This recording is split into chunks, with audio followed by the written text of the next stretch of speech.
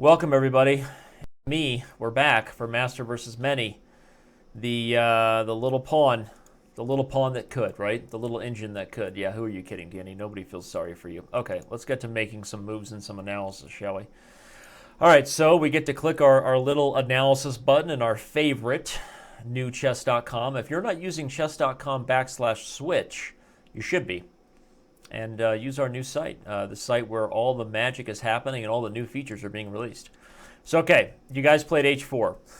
You guys and gals, sorry. Everybody played H4, and that's sort of the move we were expecting. Obviously, when I play knight to C1, we know I have these intentions of all the lines I calculated in the last video. Will I play knight to D3 immediately? Will I take on C5 and then play knight to D3 with tempo on the queen? Obviously, from a positional perspective, my goal is to use my majority on the queen side and maybe organize a tactical breakthrough.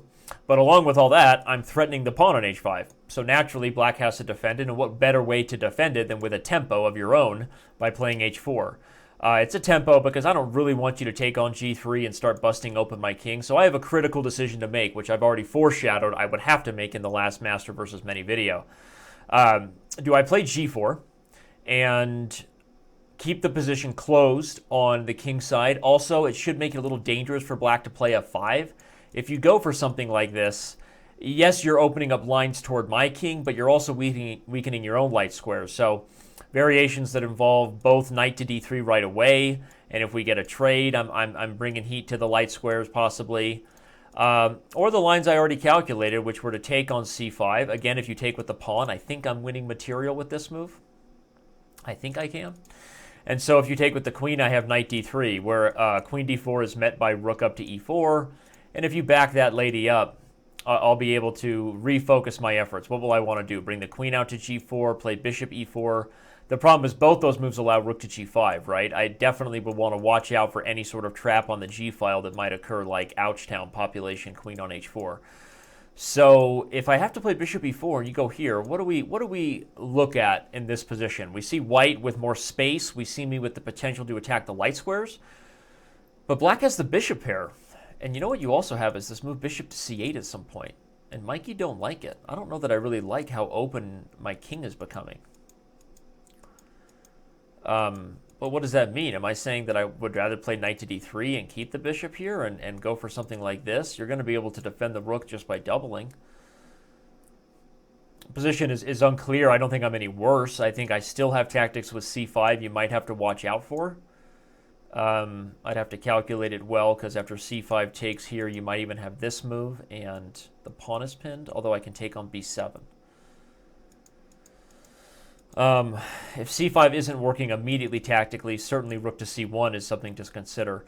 But I think what's most interesting about this struggle that is now building here between International Master Danny Rensch versus you, the world of chess.com, is what kind of middle game we're going to get. I also have the ability to take on h4 and to try to relocate my pieces toward the king side. I don't like this from a positional perspective, because if all I'm gaining is a little bit of a tempo there, just playing tickle, you're going to play f5 next. And if you're worried about bishop h6, you can even play bishop to d8, so that when bishop h6 comes, you play f5 and the queen actually guards g7. I'd have to move my queen, and I just don't feel excited about my chances of ever being successful with a kingside attack. I think you have plenty of pieces to come over. I don't have the positional grounding to justify it, right? You can't just wake up on, let me go checkmate the king side of the bed in the morning and expect it to work. You got to have weaknesses that justify your approach. So with all that being said, I think I'm sort of by process of elimination coming to the conclusion that I need to play g4. I probably need to be willing to risk it and maybe get the light square biscuit if you go for this. I'll have to decide in a critical moment whether knight to d3 or bishop takes c5 is the right approach. I don't know which one I'll go for yet. I think there'll be some analysis involving whether I can get the knight to d3 and grip the light squares without you making my h3 pawn too weak and the king side being a target. Or if I don't feel I can do that, maybe I'll try to keep my bishop on the board, because it is sort of a well-placed piece for defensive purposes, and play knight to d3 first instead and invite the trades this way. So it'll be interesting. It's a struggle. We're all enjoying it. We're all having fun. Everybody's voting at chess.com. Make sure you join up for Team World, if this is your first Master versus Many video you're seeing, and get involved in the votes to take down Danny Rensch. Remember, starting tomorrow, that's April 1st, International Master John Bartholomew kicks off his Master versus Many show, where he'll be doing videos daily talking about his own thought process. So something we're doing regularly now on chess.com, a fun feature. Hope you're enjoying it. Drum roll, please. I think it's time. I'm playing G4, going to click that orange button. You know what they say, Morpheus. I'm not offering you a pleasant world. I'm offering you the truth. Remember, all I offered was the truth. Or doesn't he say something like that before the red or blue pill? Like, whatever, Morpheus. All right, let's click the orange button. You take the blue pill, and you wake up like nothing ever happened. You take the red pill, and we see just how far down the rabbit hole goes. I have clicked the orange button.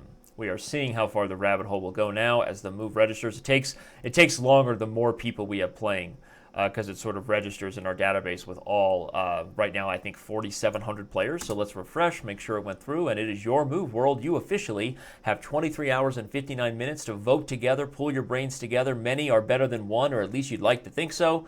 Have fun voting, and make sure you go subscribe to our YouTube channel. Subscribe to my channel right now. Click subscribe, and give us a good like on Facebook. Peace out, everybody.